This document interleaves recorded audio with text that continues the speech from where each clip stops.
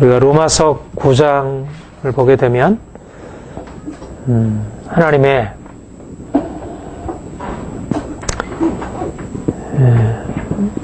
주권적인 선택에 대해서 다른 어느 성경보다 아주 분명하게 말씀하고 있습니다. 우리 장로교 신학에서 그 예정론이 다른 교단이나 교파에 없는 그런 예정론이 있는데, 그게 바로 로마서 9장, 특별히 로마서 9장에 근거하고 있다, 그렇게 말씀할 수 있습니다. 우리의 구원이 우리가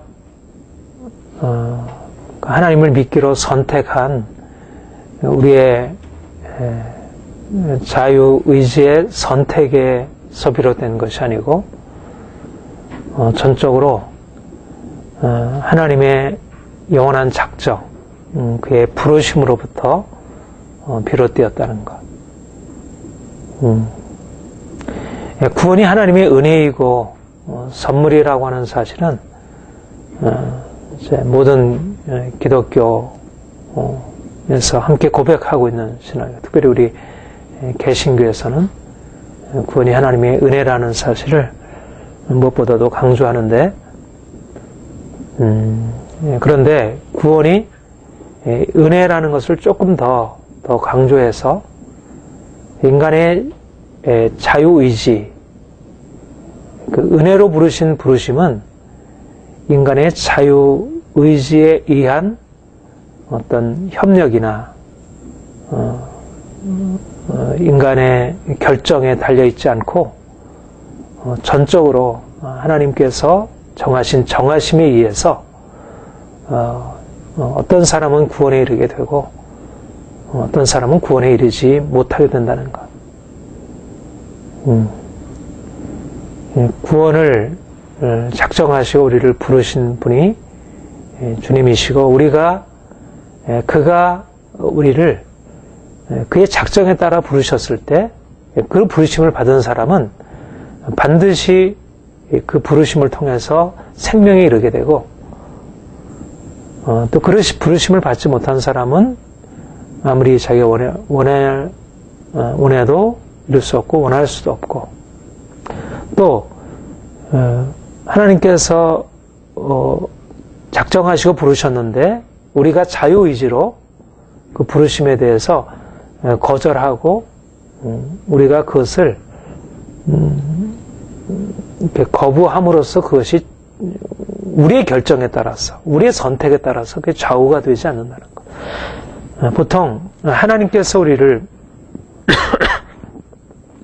은혜로 부르셨고, 또 이제 하나님이 그 구원을 시작하셨다는 사실은 믿지만, 그러나 그것을 불렀다 할지라도 그것을 우리 편에서 자유의지로 거절할 수 있고, 그것을 받아들일 수도 있고 받아들이지 않을 수도 있다는, 그래서 하나님의 구원이 은혜이면서 동시에 우리의 책임이기도 하다는, 그러니까 이런 방식으로 하나님의 우리의 구원을 이제 어떤 부분, 일정 부분 우리에게 달려 있는 것으로 보는 입장에 대해서 그렇지 않다. 구원은 전적으로 하나님의 정하심에 달려 있고, 그의 정하심에 따라서 그것은 결코 폐기될 수도 없고, 그것은 우리 편에서 결코 거절할 수 없는 방식으로 우리를 부르게 되고 결국 구원에 이르게 된다는 것. 이것을 우리 예정론에서, 물론 이 예정론이 그렇게 성경 계시에 있어서 이것이 그렇게 다른 모든 이제 교리를 능가할 수 있는 그런 중요성을 가지고 있는가에 대해서는 이론의 여지가 있고, 또 예정론을 부인하는 사람이 또 구원에 대해서 이제 다 잘못 잘못된 견해만을 가지고 있다고 볼 수 없지만, 그러나 아무튼 이 예정, 하나님의 작정에 관한 가르침은 중요한 것이라 그렇게 생각이 됩니다.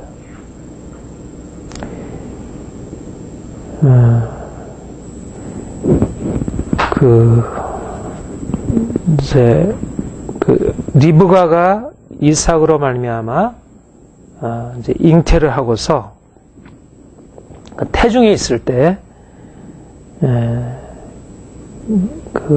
하나님이 리브가에게 이르기를 큰 자가 작은 자를 섬기리라. 그러니까 아직 야곱이나 에서가 태어나서 그들이 선이나 악을 행하기 이전에 하나님이 야곱과 에서의 운명을 미리 말씀하시기를 큰 자가 작은 자를 섬기리라 말씀하시고, 그리고 하나님이 야곱은 사랑하고 에서는 미워했다. 다른 성경을 인용해서 그렇게 말하고 있습니다. 그러니까 야곱이나 에서가 그 구원을 스스로 선택을 해서 내가 하나님을 섬기겠다, 내가 하나님을 섬기기리라 생각하고 야곱이나 에서가 장성해서 그들이 스스로 자신의 결정을 가지고 하나님을 택한 것이 아니라 야곱이나 에서가 태어나기도 전에 태중에 있을 때 하나님이 야곱을 향한 특별한 계획을 가지시고 야곱에 대한 특별한 계획을 리브가에게 먼저 말씀하셨다는 것입니다. 물론 이제 야곱과 에서의 경우와 같이 모든 사람들에 대해서 다 하나님이 그렇게 말씀하는 건 아니지만, 그러나 야곱과 에서의 경우는 모든 사람들이 어떻게 그들의 인생이 어떻게 결정이 되는지, 그들이 앞으로 어떻게 삶을 살아가야 하는지를 우리에게 보여준다는 것이에요. 하나님이 인생이 태어나서 자기의 자유의지를 가지고 내가 선을 결정하겠다, 내가 악을 결정하겠다, 내가 이 길을 결정하겠다, 저 길을 결정하겠다, 그렇게 결정함으로 비로소 그 인생이 비로소 형성되는 게 아니라 인간의 자유의지를 가지고서 내가 가는 길을 선택하고 내 그 결정에 따라서 내 운명이 좌우되는 것이 아니라 태어나기도 전에 그 인생이 미리 결정이 되어서 하나는 큰 자로, 하나는 작은 자로, 하나는 생명의 길로, 하나는 파멸의 길로, 하나는 축복으로, 하나는 저주로, 그렇게 그 인생이 미리 결정되어서 태어나게 된다는 것입니다. 이렇게 보면 기독교 신앙은 마치 인생을 운명론처럼, 숙명론처럼 하나님께서 우리 인생을 미리 결정하시고 어떤 사람은 축복으로, 어떤 사람은 저주로, 어떤 사람은 생명으로, 어떤 사람은 죽음으로 결정하시고 선택하시고 이끄셨다는 사실이 그것이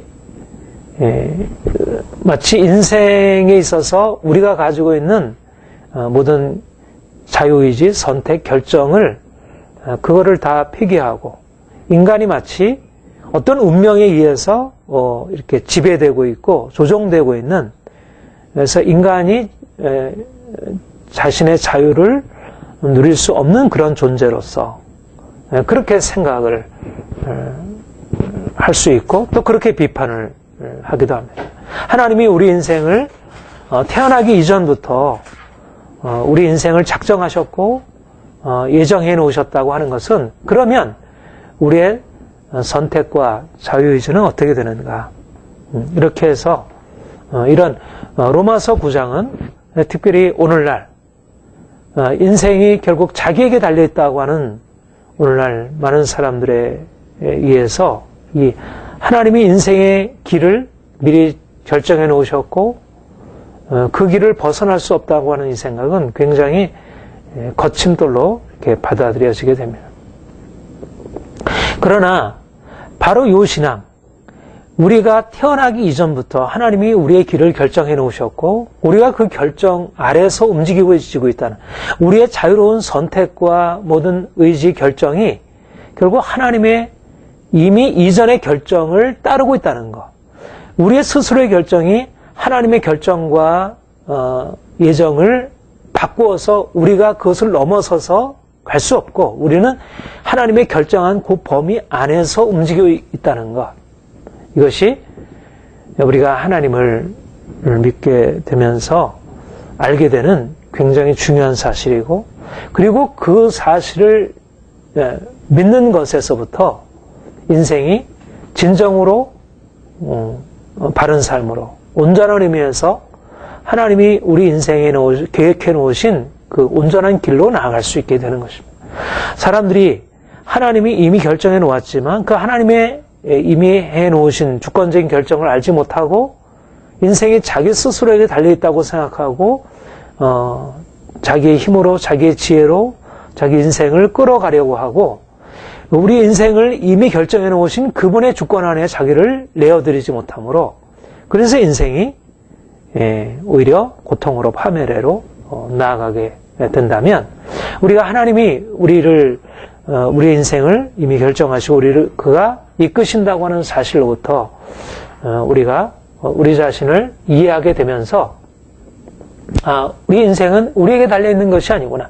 나의 애씀, 나의 행위, 나의 노력, 나의 지혜에 달려있지 않고 전적으로 그가 우리 인생을 이미 정해놓으시고 우리를 거기에 따라 이끄시고 우리는 그 이끄심에 따르는 것이구나 라는 것을 우리가 깨닫는 것이 그것이 인생의 진정한 지혜이고 그것이야말로 진정한 우리의 결정과 선택에 있어서 가장 중요한 가장 중요한 요인이라 그렇게 말할 수가 있습니다.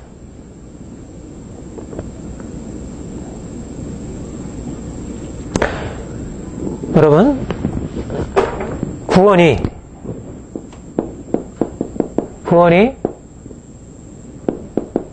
우리의 의지, 우리의 선택에 달려있지 않고 하나님의 예정, 하나님의 주권적인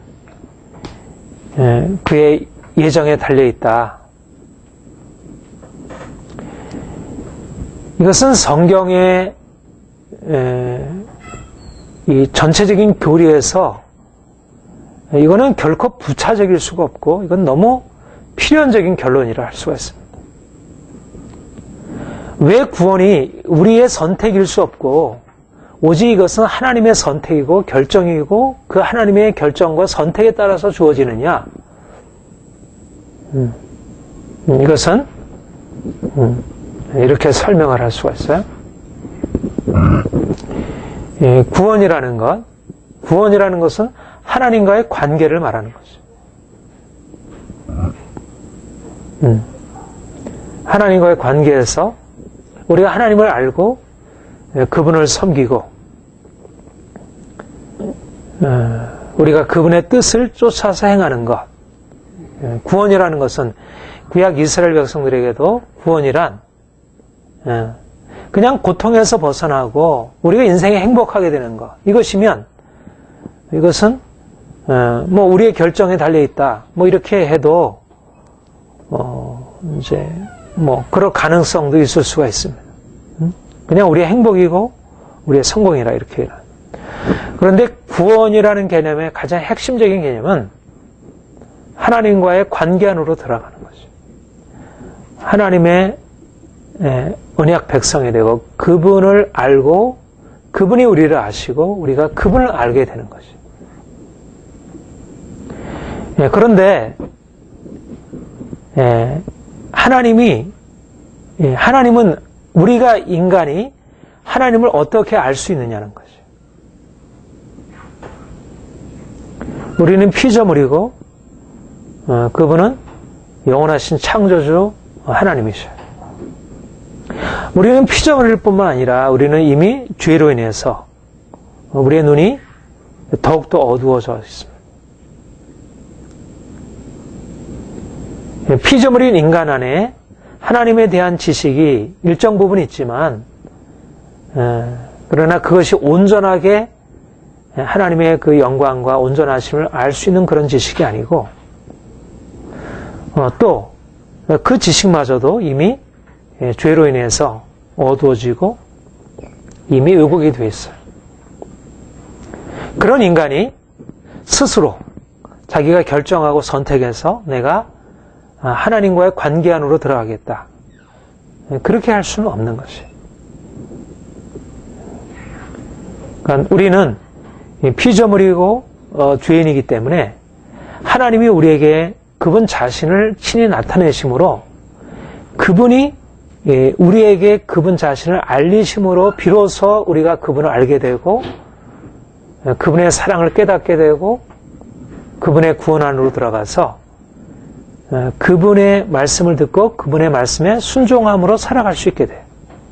그것이 하나님이 아브라함을 부르실 때부터 이삭에게 그에게 나타나시고 야곱에게 자신을 말씀하실 때부터 이미 하나님이 보여주신 사실입니다. 아브라함이 스스로 많은 당시에 주변에 그 메소포타미아 문명, 그 갈대우르 거기에 살던 많은 다른 사람들과 같이 이렇게 지내다가 자기가 스스로 이 중에서 내가 저 여호와 하나님이라는 분을 섬기겠다 그렇게 생각하고 그 하나님을 섬긴 게 아니라 영광의 하나님이 그에게 나타나셔서 자신을 하나님으로 계시해 주시고 그가 내가 너를 복의 근원 삼겠다. 너는 본토 친척 아비의 집을 떠나라. 그렇게 말씀하셨고 그는 그 하나님께서 자기 자신을 계시해 주심으로 인해서 그 하나님이 누구이신 줄 알게 되고 그리고 그 약속의 말씀을 믿게 되고 그리고 거기에서 순종하여 그분의 축복된 약속 안으로 들어가게 되고 그분과의 관계를 시작할 수 있게 되었어요. 그리고 지속적으로 하나님이 그에게 자기 자신을 끊임없이 다시 말씀하시고 계시하시면서 그는 하나님이 누구신지를 알게 되고 그분의 성품을 배우게 되고 그리고 이제까지 자기가 가지고 있었던 갈대우르 메소포타미아에서 가지고 있었던 모든 잘못된 것을 바꿔가면서 그분에게 맞춰갈 수 있게 된 것입니다. 그러니까 구원이란 아브라함의 구원이란 전적으로 하나님이 그에게 나타나서 자신을 계시하시고 그를 주권적으로 그를 바꿔나가시는 그분의 역사에서부터 시작이 되었지.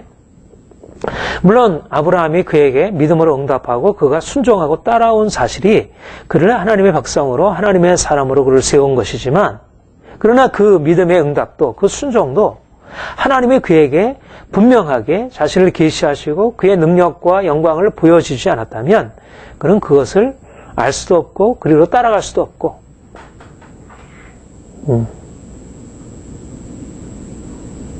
어떻게 많은 사람들은 하나님을 알 수 없었는데 유독 그 아브라함이라는 그 한 사람이 많은 사람들 중에 유일하게 여호와 하나님을 섬기는 사람으로 그가 다른 사람과 다른 길을 걸어갈 수 있겠는가? 그것은 전적으로 하나님이 그를 택하셔서 그를 부르시고 그에게 자신을 계시하심으로 그 구원의 역사가 시작이 된 것이지 그가 스스로 자신의 선택으로 내가 내 인생의 행복을 위해서 내가 내 후손들을 위해서 내가 여호와 하나님이라는 분을 선택해야겠다. 이분을 선택하면 나와 내 자손이 좋겠구나. 그래서 그분을 선택할 수 있었던 것이 아니라 오히려 그 하나님께서 그에게 말씀하신 것은 그가 가지고 있는 인간적인 생각으로는 전혀 이해할 수 없는 내 후손이 저 하늘의 별과 같이 땅의 모래와 같이 많게 하리. 그것은 그에게 도무지 있을 수 없는 받아들일 수 없는 그러한 계시였고 그런데 하나님이 그것을 하나님이 그에게 믿음을 열어주시고 그가 믿음으로 그것을 응답함으로 그래서 그 위대한 구원의 역사가 시작이 된 것이에요. 그러니까 이것은 전적으로 하나님이 하신 일이고 그 믿음의 응답과 그 순종의 응답조차도 다 하나님이 그를 이끌어 가신 것의 하나의 열매이지 그가 주도적으로 하나님이 어떤 것을 보이고 그가 가지고 있는 자연적인 그의 선택과 능력과 의지에 따라서 하나님이 이렇게 하니까 내가 한번 이걸 해볼까? 이렇게 해서 그가 그런 방식으로 반응할 수 없었다는 것입니다. 어떻게 보면 그의 선택과 결정은 보통 사람들이 가지고 있는 자연적인 생각을 뛰어넘는 믿음이었고 뛰어넘는 순종이었습니다. 하나님이 그것을, 물론 이것이 위대한 아브라함의 믿음이었고 순종이었지만 그것조차도 도대체 하나님이 이끌어 가신 것이라 할 수 있는 것이죠. 그러니까 아브라함이 그의 수많은 가족들, 수많은 많은 사람들과 다른 길을 선택할 수 있었던 것은 하나님이 그를 선택하시고 부르심으로부터 비롯된 것이지, 그는 그냥 거기에 따라가는 것이지, 그의 어떤 주도적인, 그가 스스로 자기가 가지고 있는 무엇을 가지고 내가 이렇게, 내가 하나님이란 분을 선택해야겠다, 그렇게 행한 것이 아니었다는 것입니다. 그랬다면 그 길이 성공적일 수 없었을 것입니다. 그가 한번 보여주었다가 그의 하나님께서 이끄시는 길이 너무나도 다른 게, 그야말로 100세나 되기까지 그 20년간을 그에게 약속하시고 하나님이 그에게 그 약속을 이루어 가시는 것을 그렇게 더디 시행하신 것. 그러니까 하나님의 길이 인간의 길과 너무 다른 거예요. 인간의 길과 너무 다른 것이어서 그것이 인간의 자연적인 선택에 속할 수 없다는 거죠. 그래서 예정이고, 그래서 은혜이고, 그래서 믿음이고, 그래서 순종인 것입니다.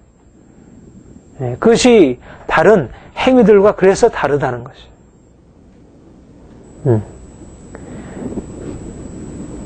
야곱의 경우도 그렇잖아요. 야곱의 경우에도 태중에 그에게 말씀하셨어요. 그리고 태중에 말씀하신 그 길이,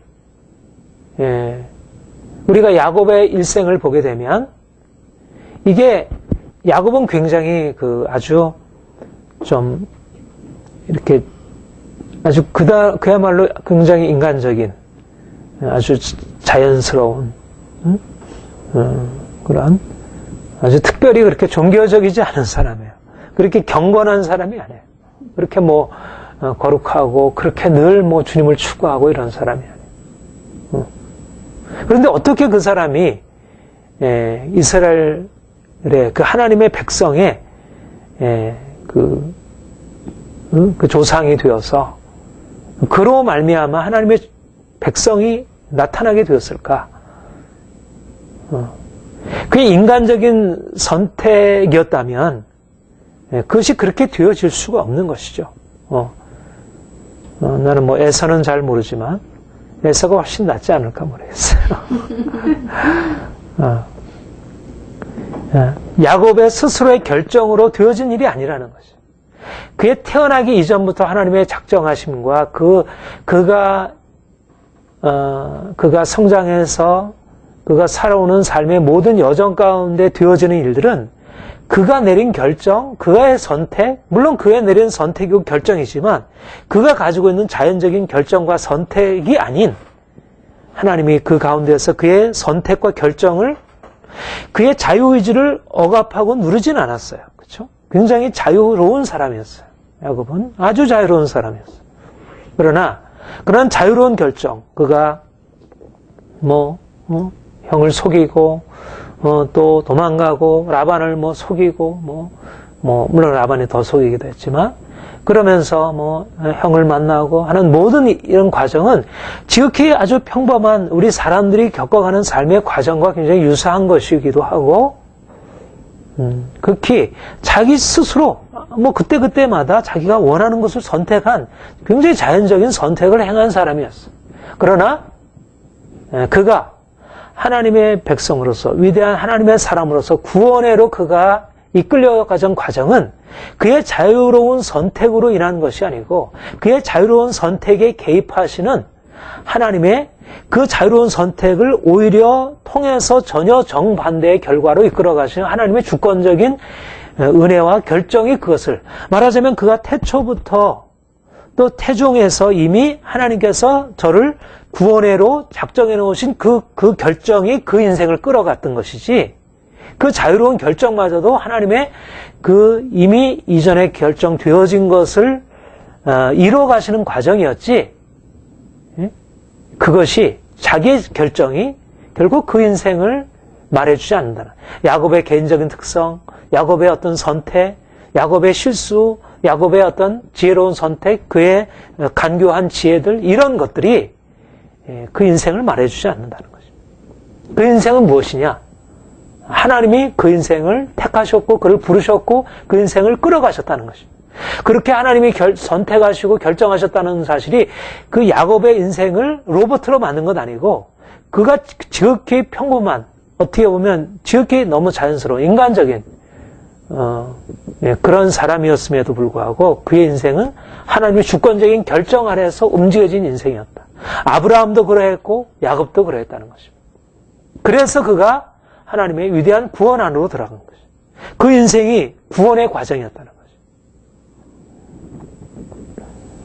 만약 구원이 아니라 하나님의 주권적인 은혜가 아니었다면, 그의 부르심이 아니었다면, 그 부르심을 따른 하나님의 집요한 이끄심이 아니었다면 그 인생이 어떻게 그렇게 그 성숙한 구원회로 이끌어 갈 수 있겠어요? 하나님의 아브라함을 이끌어 가신 것도 그렇고 야곱을 이끌어 가신 것도 그렇고 그야말로 이끌어 가진 것이고, 그것은 인간이 선택해서 갈 수 있는 인생이 아니었다는 거예요. 내 인생이 내가 아이를 지금 갖기를 소원하는데 내가 20여 년 후에 갖겠다, 이런 것을 누가 선택할 수가 없잖아요. 내가 내 인생을 내가 아름답게 변화되기 위해서 내가 형한테 미움을 받고 그리고 삼촌에게 속임을 당하고 또 자식을 잃고, 이런 과정을 내가 스스로 선택할 수 있는 게 아니었어요. 그러니까 하나님의 주권적인 결정이 그 인생을 이미 이렇게 아시고 그 인생을 주관하고 이끌어 가신 것입니다.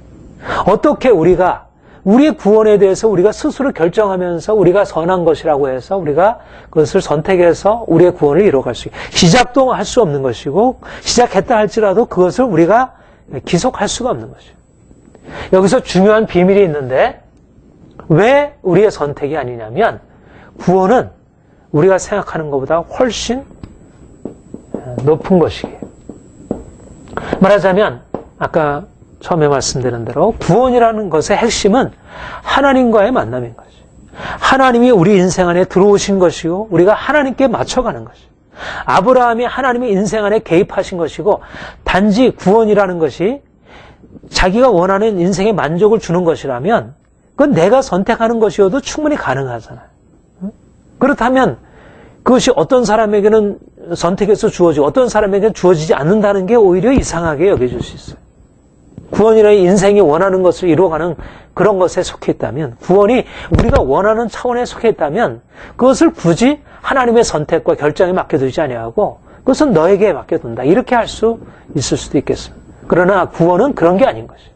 구원이라는 것은 근본적으로 하나님이 찾아오셔서 그분을 만나주시는 것이고, 그분과의 만남 안으로 들어가서 이제는 그분의 뜻을 알아가고 그분을 맞춰가고 이전까지 내가 경험하지 못한 삶 안으로 들어가는 거예요. 하나님의 공유와 하나님의 그 사랑과 그의 거룩함과 그의 지혜와 그의 능력 안으로 우리가 들어가는 것을 경험하는 것이에요. 그것을 어떻게 우리가 선택할 수 있겠어요? 우리로 선택할 수 없는 일이죠. 아브라함이 그 죽음의 과정, 그 고통스러운 인내의 과정을 어떻게 스스로 선택할 수 있겠어요? 가다가 이것은 나 할 수 없어요, 포기할 수밖에 없는 것이죠. 그러니까 하나님이 그 인생을 그를 모든 민족의 조상이 되기 위해서 미리 결정하셔서 그 갈 수 없는 그 길에 하나님이 그 길에게 놀라운 것을 약속하시고 그 길을 갈 수 있도록 지속적으로 그에게 힘과 능력과 말씀과 약속들을 주시면서 그 인생을 끌어갔던 것이고, 그래서 그 길을 갈 수 있었던 것이고, 야곱도 마찬가지로 하나님이 그에게 미리 결정하시고 약속하시고 어머니를 통해서 그 하나님을 알게 하시고, 그리고 성장 과정을 통해서 모든 인생의 과정을 통해서 그가 실패의 과정들을 통해서 하나님이 누구신지를 알게 하시면서 그 하나님을 알아가는 그 삶을 통해서 그 구원이 그렇게 이끌려져 갔던 것이죠. 어떻게 그 높으신 하나님을 알고 그 하나님의 뜻을 알고 그분을 믿고 그분을 순종하는 길을 우리가 우리와 같은 연약한 인간이 그 길을 갈 수 있겠어요? 갈 수가 없는 것입니다. 하나님의 부르심이 아니었다면, 하나님의 선택과 부르심이 아니었다면 누구도 그 길을 갈 수도 없고 가고자 하지도 않고, 그야말로 그것은 죽음의 길이고 십자가의 길인 거예요. 구원이 우리에게서 나는 것이 아니고 전적으로 하나님의 선물이고, 구원이 우리의 행위에 달려있는 게 아니라 전적으로 우리를 부르신 하나님께 달려있다는 것은, 구원이라고 하는 것이 사람들이 생각하는 그냥 천국 들어가서 어떤 복락을 누리는 게 아니라는 것입니다. 그냥 우리가 원하는 것을 우리가 취하는 게 구원이 아니라는 거예요. 그렇다면 불공평하죠. 그렇다면 우리의 스스로 선택에서 그것을 제해놓고 하나님은 그것을 주권적으로 정해놓고 거기에 따라서 결정해 놓는다는 것은 굉장히 이해할 수 없는 내용이에요.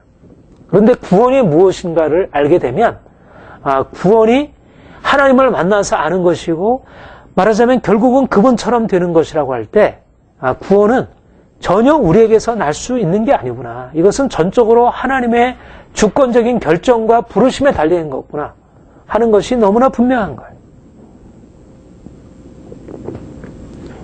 자, 고린도전서 보십시다. 고린도전서 2장.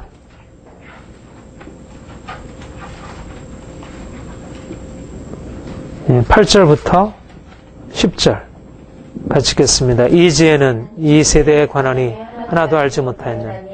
만일 알았다면 영광의 주를 십자가에 못 박지 아니했으리라.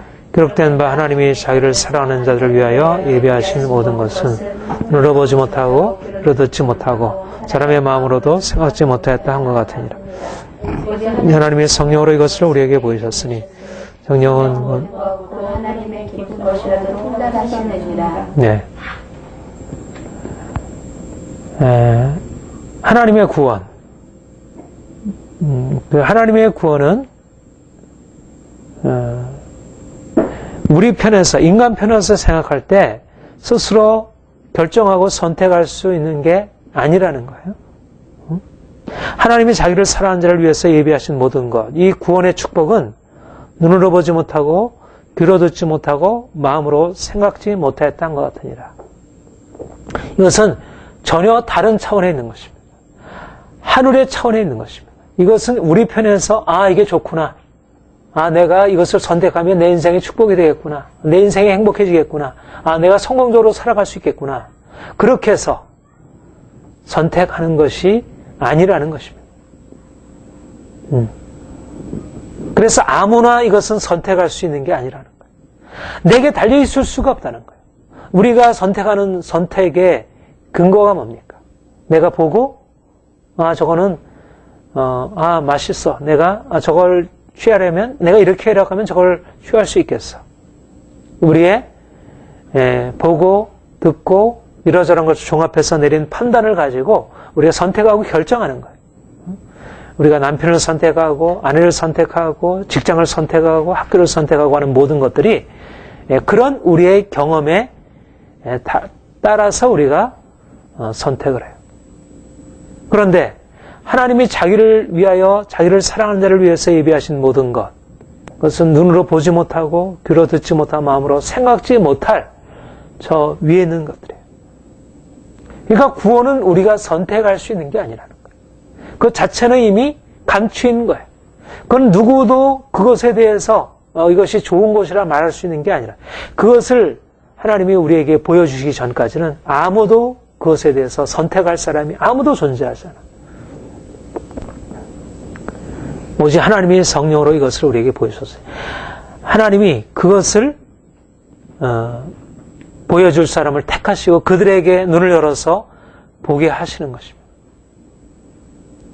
자연적으로 알 수 없는 일들을 성령께서 오셔서 보게 하시고 깨닫게 하시고, 14절에 육에 속한 사람은 하나님의 성령의 일을 받지 않냐나니 저희에게는 미련하게 보이며 또 깨닫지도 못하니 이런 일은 영적으로라야 분별하며 신령한 자는 모든 것을 판단하는 자기는 아무에게도 판단을 받지 않냐는 일. 하나님의 성령의 일, 우리의 인간적인 지혜와 생각으로 판단할 수 있는 게 아니고 우리의 의지적인 결정으로 받아들일 수 아닌 것입니다. 그래서 대부분의 사람들이 결국 주의 복음에 대해서 거절할 수밖에 없는 거예요. 왜냐하면 그들에게 특별히 하나님이 작정하셔서 그들의 눈을 열어주지 않았다면 스스로 이거 예수님 믿으면 이렇게 좋은 일이 있어요. 예수님은 하나님의 아들이셔요. 그분을 믿게 되면 인생에 이런 변화가 일어나요. 앞으로 놀라운 일이 있을 거예요. 아무리 얘기를 해도 결국 하나님이 그들의 눈을 여셔서 그들로 하여금 보게 하시기 전까지는, 그들에게 어떤 계시가 임하기 전까지는 이것은 자연적인 판단으로, 생각으로 알아 깨닫고 거기에다 반응할 수 있는 것이 아니라는 것입니다. 그래서 십자가의 도가 멸망하는 사람들에게 밀어나고, 유대에게는 거리끼는 것이고 헬라에게는 미련한 것이고, 그들은 그것을 받아들일 수 없다고 여겨지는 거예요. 도무지 그것은 우리 편에서 받을 수 없는 것이라고 생각되어지는 것입니다.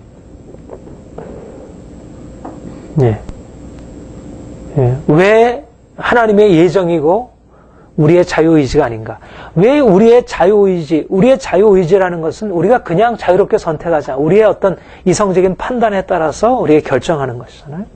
그런데 우리의 이성적인 판단이 그 영역을 전혀 볼 수 없고 들을 수 없고 판단할 수 없다면 우리가 그것을 거절하는 게 너무너무 당연한 것이죠.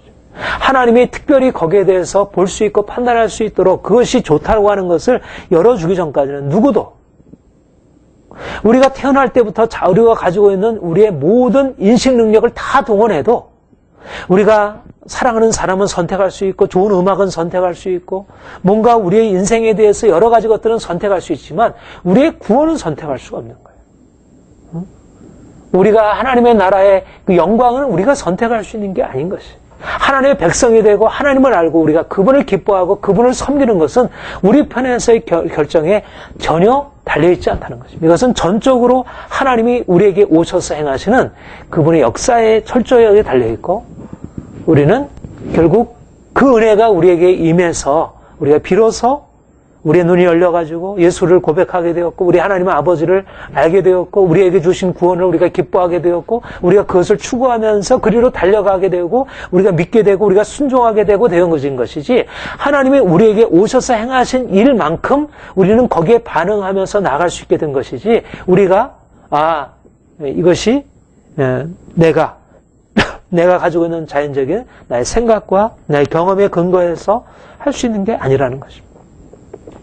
전적으로 우리를 부르신 그분의 부르심에 전적으로 달려있다는 것.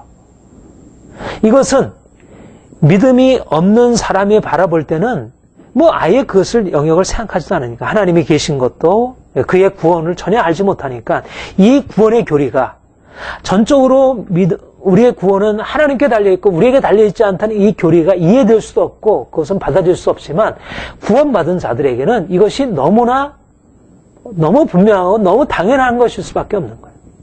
우리의 경험 자체가 우리가 알 수 없는 내용을 주님께서 알리신 것이고, 우리가 믿고 따를 수 없는 것을 주님이 우리에게 말씀하시고 우리에게 따라오게 하시고 우리를 그리로 이끌어 가시니까 우리가 스스로 선택해서 이 길을 갈 수 있었겠어요. 우리가 이제까지 삶의 과정을 통해서 따라온 것은 그야말로 그분이 우리에게 보이셨고 알리셨고, 그러니까 우리가 그것을 믿고 바라보면서 사람들이 이해할 수 없는 그 길로 나아간 것이지.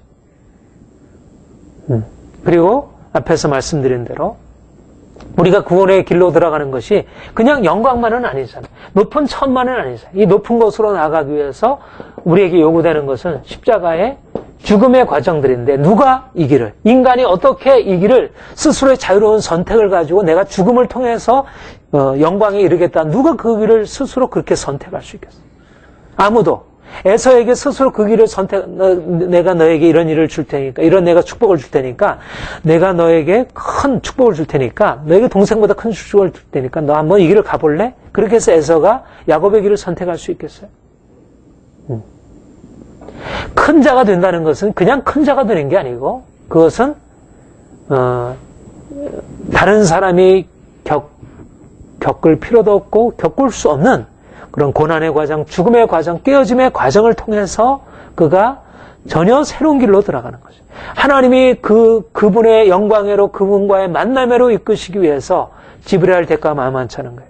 인간이 누가, 육체로서의 누가 하나님을 기뻐하고 누가 하나님께 나아가 그 불인 그분에게 나아가서 그분과의 만남으로 들어갈 수 있겠느냐. 누가 자유의지 선택으로 내가 저 불로 들어가서 내가 죽음을 결정하고 내가 그래서 뭔가 더 위대한 것으로 들어가겠다. 누가 그 길을 선택했어요. 우리 인생에 있어서 내가 어떤 성공에 나가기 위해서 인생의 고난을 각오하고 나아가는 것은 있을 수 있겠지만 인생 안에 어떤 가능한 것으로 열려져 있는 그 길로 들어가는 것에 대해서는 내가 예술가로 성공하기 위해서 내가 사업가로 성공하기 위해서 정치인으로 성공하기 위해서 어떤 고난의 과정을 가능한 고난의 다른 사람도 이해할 수 있는 고난의 과정에 들어갈 수 있지만 누가 하나님의 자녀로서 하나님의 영광으로 이끌기 위해서 우리가 앞에 보듯이 하나님의 사랑이 우리를 이끄시는 것은 환난이나 핍박이나 기근이나 적시나 위험이나 칼이라 우리가 종일 주를 위하여 죽임을 당겨야 되며 또 살량같이 위험을 얻었나이다 한 것 같으니라. 이 모든 일에 우리를 사랑하신 이로 말미암아 넉넉히 이게 바로 하나님의 사랑의 경험인데 결국 그 죽음의 과정을 통해서 그 하나님의 사랑을 경험하고 그 영광으로 이끌려져 가는데 현재 고난은 장차 우리가 나타날 영광과 좋게 비교할 수 없다. 하나님의 자녀로서 우리가 나아가는 그 길로 나아가는 것인데 누가 이 길을 이 십자가의 죽음을 통해서 그 영광의 길로 그 하나님과 하나 되는 길로 하나님의 그 축복으로 나아갈 사람이 누가 자유의지를 가지고 선택할 사람이 없겠어요. 이것은 하나님이 전적으로 택하셔서 그에게 명하시고 그에게 계속 확인시키시면서 그 고난의 과정을 기꺼이 받아들이게 한 특별한 사람들에게 주어지는 은혜이지 이게 어떻게 모든 사람이 자연스럽게 그 길을 갈 수 있겠느냐는 거예요. 그러니까 하나님의 예정이라는 것은 너무나 필연적인 사실인 것입니다. 누구도 이 길을 갈 수는 없는 것이에요. 누구도. 이것은 특별히 부르심을 가지고 하나님의 선택을 가지고 그 선택이 우리를 끌어가기 때문에 그 집요한 부르심이 우리를 포기하지 않는 그 부르심이 우리를 그 낙심하게 하지 않고 그것을 붙드시는 그 부르심이 우리를 그 길로 가게 하시는 것이지. 그가 끊임없이 다시 보이시고 알리셔서 우리가 놓치게 우리는 우리의 자연적인 생각은 또 그 부르심과는 정반대의 길로 이스라엘 백성들이 그러하듯이 또다시 실패하고 또다시 넘어지고 또다시 우리의 자유의지에 우리를 내버려 둔다면 우리는 늘 하나님과 어긋난 다른 길로 갈 수밖에 없는 것입니다. 그런데 하나님이 우리를 주권적으로 부르셔서 그 은혜가 우리를 이끌어 가시면서 우리로 하여금 그 구원회로 나아가게 하는 것입니다. 이 점에서 하나님이 주권적으로 우리를 부르시고 우리를 택하시고 우리를 이끌어 가신다는 이 사실은 우리가 믿음으로 그 구원을 받고서 그 구원의 과정으로 들어가 보면 이건 너무나 분명한 사실인 거예요. 이것은 우리의 행위에서 난 것이 아니라 정말 나의 결정과 상관없는 하나님의 결정이 내 인생에 개입해서 나를 이렇게 만든 것이지 내가 그 하나님의 결정에 내가 뭔가를 보태가지고 그 하나님의 결정을 보다 낫게 할 수도 있는 것도 아니고 그분의 결정을 보다 못하게 할 수 있는 것도 아니라는 거예요. 전적으로 그분이 하신 것이죠. 이게 바로 고린도전서 15장 10절에서 사도 바울이 나의 나 된 것은 하나님의 은혜다. 내가 아니요 하나님의 은혜로 하신 거죠. 그가 핍박하던 사람에서 그를 그 핍박자에서 그를 복음의 선포자로 세워가신 것 전적인 하나님의 부르심이잖아요. 주권적인 하나님의 부르심. 사도 바울의 경험은 이게 너무나 분명해요. 태중의 나를 내가 못해 내가 태중에 나기 전부터 나를 부르신 하나님. 갈라디아서 1장 15절인가 말씀이 있죠. 내가 이 태중에 나오기 전에서부터 나를 이방인의 사도로 작정하시고 부르신 그 하나님.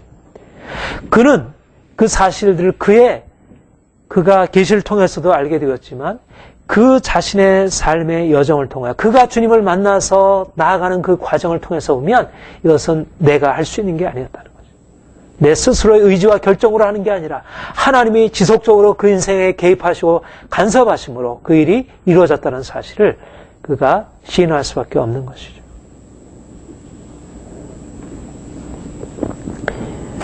우리 하나님의 주권에 대한 이 신앙은 그래서 우리가 이 구원이 무엇인지를 아느냐 알지 못하느냐를 보여줍니다. 우리가 구원이 어떤 것인지를 안다면, 구원은 우리의 선택의 문제가 아니구나. 결코 우리의 자유의지가 문제가 아니구나. 우리는 윤리적인 선택은 할 수 있죠. 도덕적인 선택은 할 수 있어요. 그렇죠? 도덕은 선택할 수 있고, 그래서 우리 인생의 행복은 내가 선택할 수 있어요. 어느 정도 그것은 우리의 선택이라도, 물론 그것도 다 하나님의 은혜이고 하나님의 정하심이라 그렇게 말할 수 있지만, 그 부분은 그래도 우리에게 주어진 자연적인 우리의 판단과 의지적인 결정이 개입해서 우리의 인생의 행복과 불행을 어느 정도 결정해줘요. 만약 구원이 그런 의미에서 우리의 도덕적인 결정에 따른 행복과 불행이라면, 만약 우리의 구원이 우리가 선하게 악하게 살아서 만약 지옥 가고 천국 가는 이런 부분이라면, 우리의 구원이 우리에게 달려있다는 얘기가 상당히 설득력이 있을 것이죠. 그런데 그런 차원이 아니라, 우리가 도덕적으로 선하게 되어서 뭔가 인생의 행복이 결정되는, 보통 사람들이 생각하는 그런 종교적인 차원의 그런 우리의 미래 운명이 아니라는 것입니다. 그렇다면 우리의 구원이 우리에게 달려있을 수도 있겠죠. 어느 정도까지는. 그러나 전적으로 구원이라는 것은 그런 게 아니고, 우리가 하나님의 언약 백성이 된다는 것은 그분과 같이 되는 것. 그분과. 그 아들의 형상을 본받는. 우리가 그 아들의 형상을 어떻게 본받겠어요? 내가 피조물로 태어난 인간이 어떻게 그 아들의 형상을 본받기로 결정할 수 있겠어요? 고양이가 내가 사람이 되겠다고 어떻게 결정할 수 있겠어요? 고양이가 내가 더 이쁜 고양이가 돼야지, 내가 사랑받는 고양이 돼야지, 이렇게 결정할 수 있겠지만, 내가 사람이 돼야지, 그렇게 결정할 수는 없잖아요. 그것은 선택할 수 있는 사항이 아니죠. 내가 보다 나은 인간이 되어야지, 보다 나은 윤리적인 인간이 되어야지, 보다 내가 선하게 살아야지, 이것은 결정할 수 있겠지만, 내가 하나님의 자녀가 되어야지, 내가 하나님의 아들로서 그 영광이 이르러야지, 이것을 어떻게 우리가 결정할 수 있겠어요? 사람들이 구원에 대해서 생각하는 것은 마치 인간이 선을 행하면 거기에 대해서 어떤 보상이 주어지고, 악을 행하면 거기에 대해서 형벌이 주어진다, 이 관념으로 생각하면 그것이 어느 정도 인간에게 결정되어 달려있지 않겠네, 이렇게 생각할지 모르지만, 구원이라는 게 그게 아니고 하나님의 아들의 형상을 본받아서 우리가 그분의 영광에 참여하는 것이라고 할 때, 인간이 어떻게 하나님의 아들의 형상을 본받고 그분과 같이 될 수 있냐는 거예요. 어떻게 우리가 그 부활의 영광에 이룰 수 있겠느냐. 혹시 아담의 형상은 우리가 다시 회복할 수 있을지 모르지만, 어떻게 우리가 하나님의 아들의 형상으로 올려줄 수 있겠느냐. 이것은 전적으로 우리 편에서 우리의 사고와 우리의 결정에 전혀 다를 수 있는 게 아니라는 것이죠. 이것은 전적으로 그가 우리를 위해서 행하신 거, 우리에게 찾아오셔서 우리로 상상할 수 없는, 우리로 감히 생각해 볼 수도 없는 그러한 구원을 우리에게 말씀하신 것이고, 우리가 그것을 믿음으로 받아들이는 것이고, 받아들일 때 그 아들이 우리 안에 들어오셔서 우리 안에 자신의 거처를 정하시고 우리 안에 그분의 형상을 이루어가시는 그 일을 그가 이루어가시는 것이지, 우리가 어떻게 그 일을 우리 편에서 할 수 있냐는 것. 그러니까 전적으로 우리는 우리의 구원이 하나님 앞에 하나님께 달려 있었다는 것. 시작도 과정도 결말도 다 그분께 달려있다는 것. 이 사실이 우리가 구원이란 무엇인지 이해하게 되면, 구원이란 단지 우리의 자연적인 것이 어떤 회복되는 차원이 아니라 우리의 이것을 넘어서서 저 놀라운 차원이 우리에게 열려지고 그분의 영광으로 우리가 들어가는 것이라고 할 때, 이것은 전적으로 우리를 부르신 그분의 의지에 따라서 우리가 이제까지 살아보지 못한 전혀 새로운 인생으로, 전혀 새로운 단계로 우리 이끌어가는 것이라.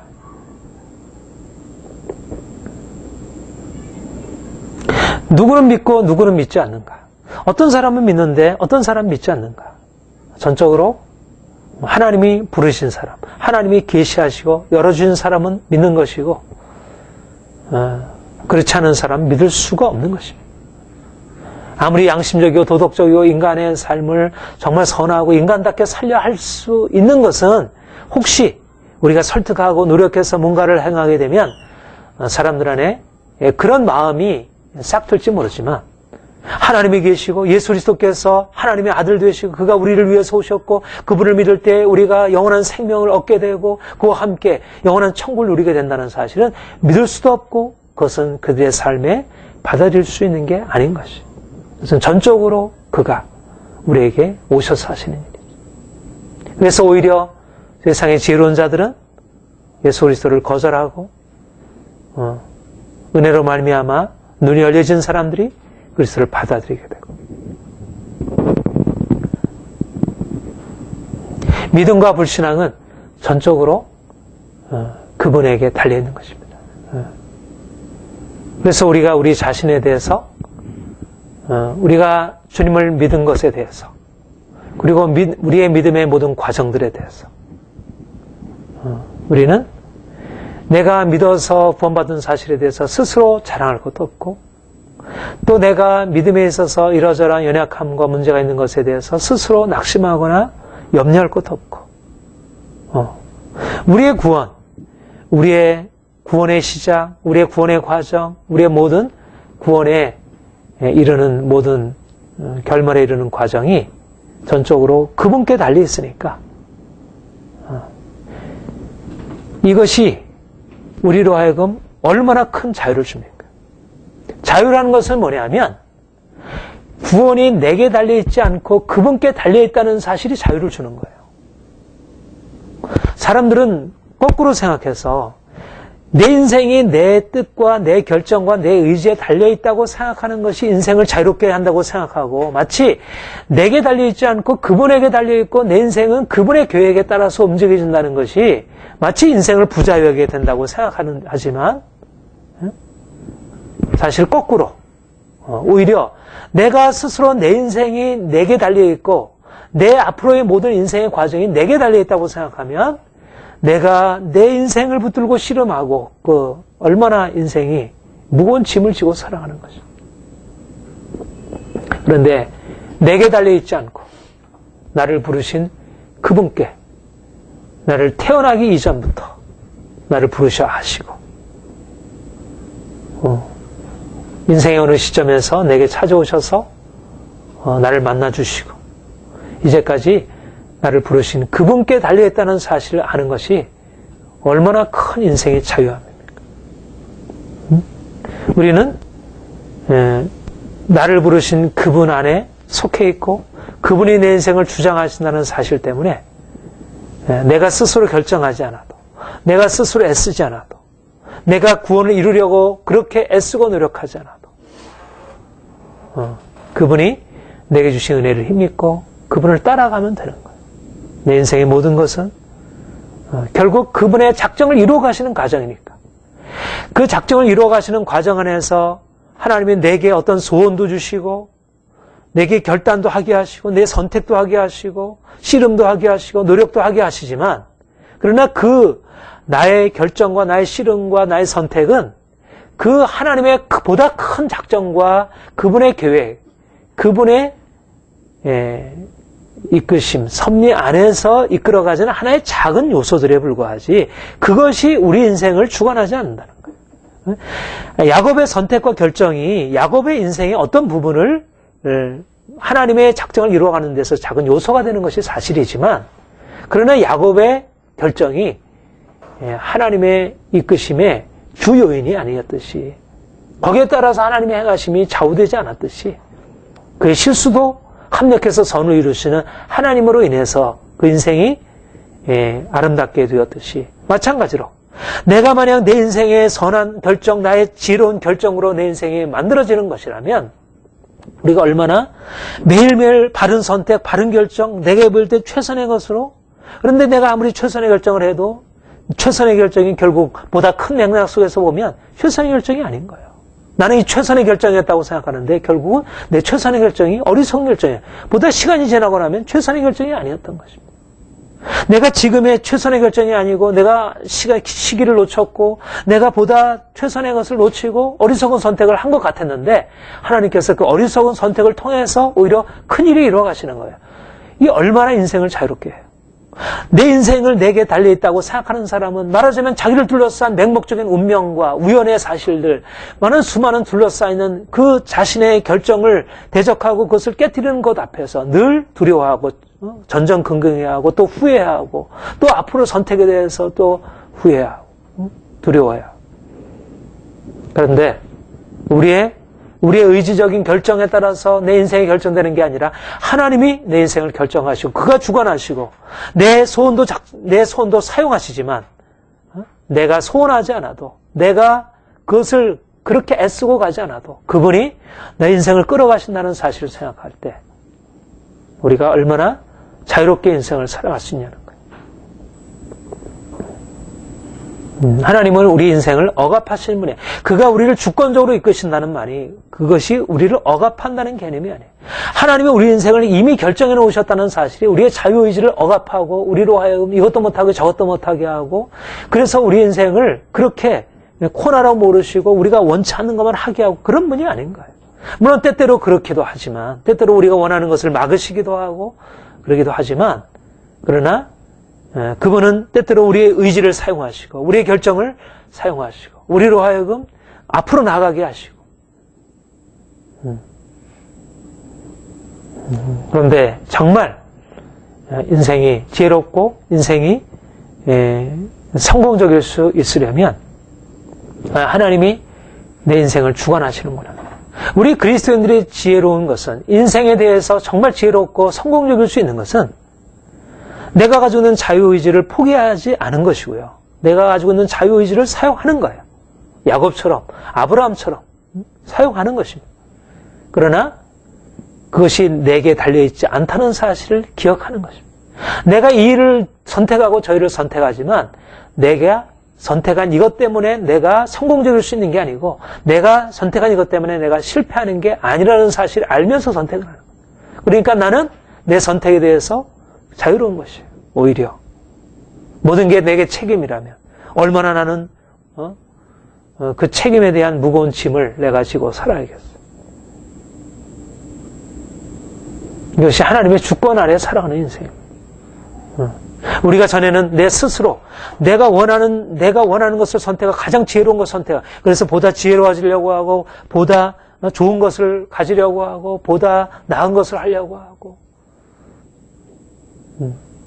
그렇게 되지 못한 것에 대해서 늘 답답하게 여기고 화가 나기도 하고 불안하기도 하고 두려워하기도 하고 그게 우리의 인생이었잖아요. 우리가 스스로 뭔가 내게 달려있다고 생각하는 나의 행위에 달려있다고 하는 삶이 바로 우리에게 가져던 결과들이 뭐야? 늘 뭔가 매이는 삶이 뭐야? 자유롭지 못하고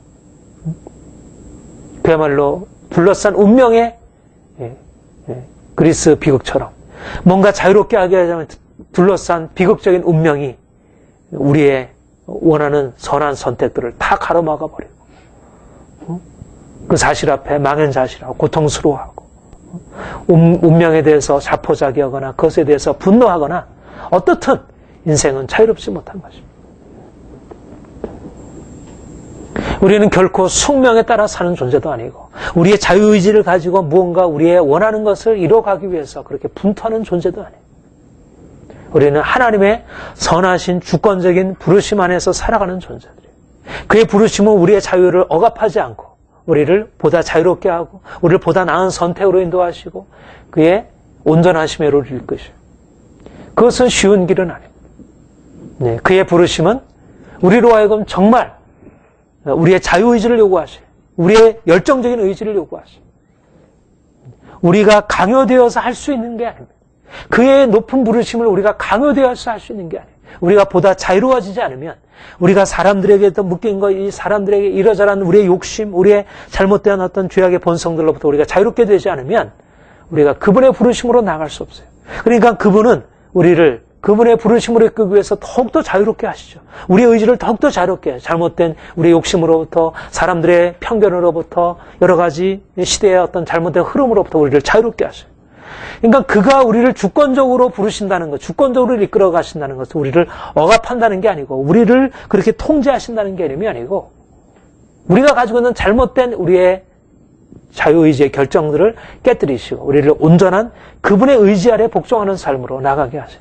그것이 우리가 그분의 의지에 복종하는 것이야말로 우리로 하여금 진정한 자유로 들어가게 하고 그 부르심의 영광으로 나가게 하는 것입니다. 그러니까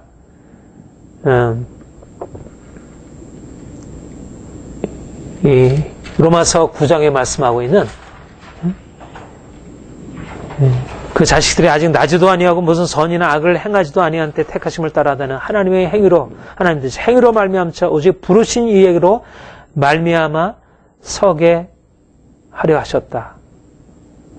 이것은 하나님이 인생을 향한 위대한 계획이고 이것은 하나님의 택한 백성을 향한 놀라운 은혜의 사실들입니다.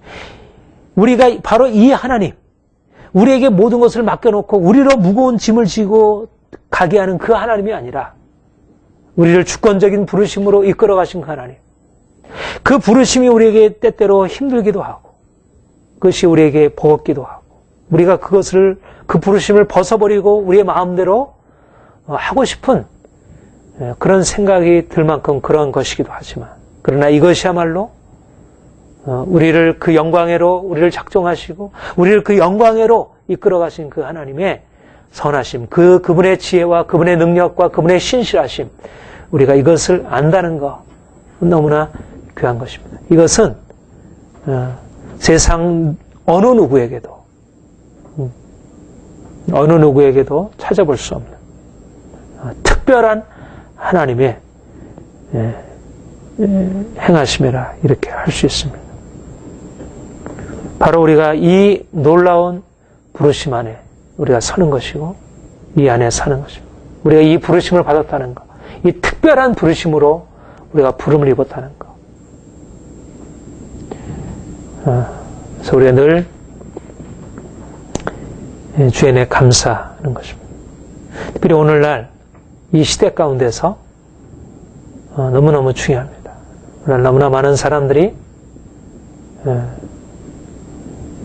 지난번 모더니즘, 포스트 모더니즘에 대해서 얘기한 것처럼 오늘날의 모든 사람들의 가장 공통적인 근본적인 문제는 하나님의 주권 아래서 인생을 살려야 하지 않는 것이에요.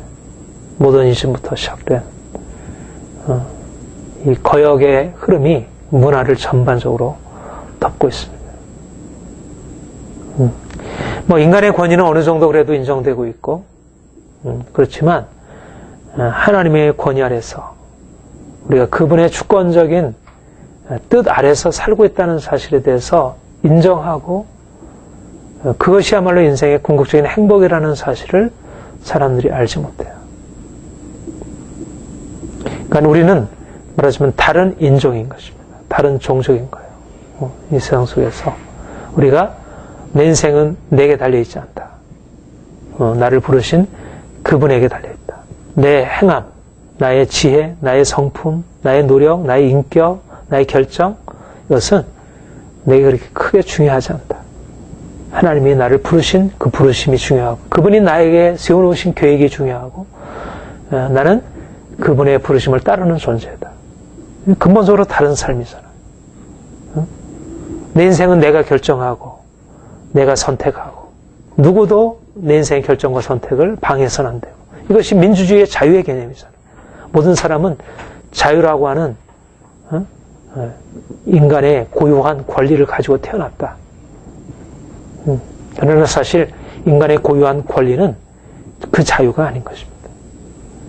인간의 만약 그 자유를 말할 수 있다면 그것은 우리가 하나님이 우리의 주이시고 그가 우리를 다스리시는 분이고 그분이 우리를 위하여 결정해 놓으신 사실에서 우리는 한치도 벗어날 수 없다는 사실을 인정하는 것이 진정한 자유이고 이것이 우리의 삶을 진정으로 자유롭게 하는 것이죠. 사람들이 스스로 결정할 수 있다는 것은 너무나 제한적인 것일 수밖에 없어요. 물론 하나님 우리를 정말 우리의 자유를 좀 더 넓히시기 원하시고 우리가 스스로 많은 것을 하게 하시기 원하시죠. 그러나 그것의 항상 배경은 하나님이 우리의 주가 돼서 우리를 다스린다는 그 사실에 그것이 배경이 되어서 이것이 자유로운 것이지 만약 이것이 없는 상태에서 내가 스스로 하는 것은 결국은 사단이 우리를 둘러싼 악한 세력들이 우리를 속이고 우리를 죄에 빠뜨리고 우리를 공격에 빠뜨릴 수 있는 기회를 허용하는 것이죠. 양이 스스로 제 길로 향할 때 인생은 고통과 파멸밖에 없는 것이죠. 하나님이 오늘날 우리에게 믿는 자와 믿지 않는 자의 차이는 무엇이냐? 하나님의 주권을 인정하고 그 주권 안에 사느냐? 주권을 거절하고 자기 스스로의 삶을 살기로 선택하느냐? 이것이 가장 결정적인 차이고 또 사람들이 하나님의 주권을 인정하지 않는 이유는 또 그들에게 하나님이 계시되지 않아서 그런 것이죠. 그러니까 우리가 또 그렇기 때문에 그 믿지 않는 사람들을 향해서 우리가 또 그들의 불신앙을 또 한편으로 또 인정할 수 있는 게 그들에 대해서 어떻게 바꿀 수 없는 것이 그들 스스로조차도 그런 면에서 우리가 그들을 향하신 하나님의 뜻에 대해서 우리가 하나님께 이제 그것을 의탁하고 하나님의 행하심을 바라보는 것이지.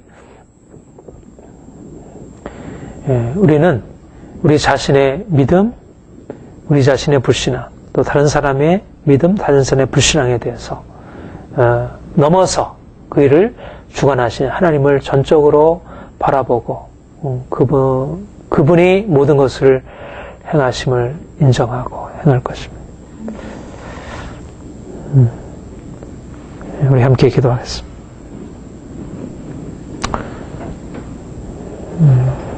너희가 나를 택한 것이 아니요 내가 너희를 택하여 불렀나니 너희로 많은 과실을 맺고 하나님께 영광 돌리게 하려 하심이라 말씀하셨습니다. 우리가 주님을 택한 것 아니라 주께서 우리를 만세전에 택하여 부르시고 우리로 하여금 주를 알게 하시고 우리를 주로 섬기게 하시고 우리가 이 구원의 과정 안으로 들어갈 수 있게 하신 것 감사드립니다. 주님, 더욱더 주님의 주되심, 주님의 주권적인 뜻과 부르심을 온전히 깨닫게 하여 주옵소서.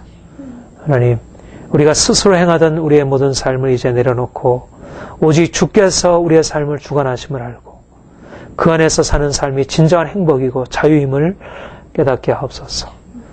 주님의 다스리심을 떠나서 인생의 고통 가운데 있습니다.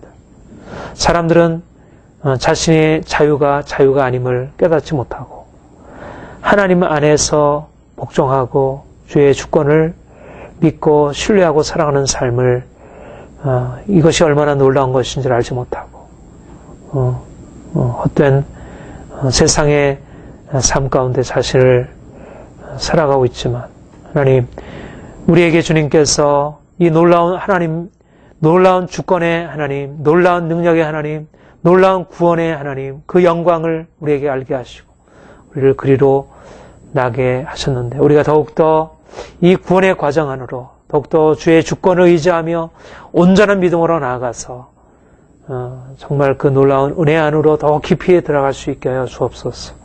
하나님, 이 악한 세대 가운데 하나님을 부정하고 자기 욕심대로 자기의 뜻대로 행하는 이 악한 세대 가운데 우리가 오직 주님의 뜻만을 순종하며 주님만을 높여드리는 삶 살게 하옵소서. 예수님의 이름으로 기도합니다. 아멘.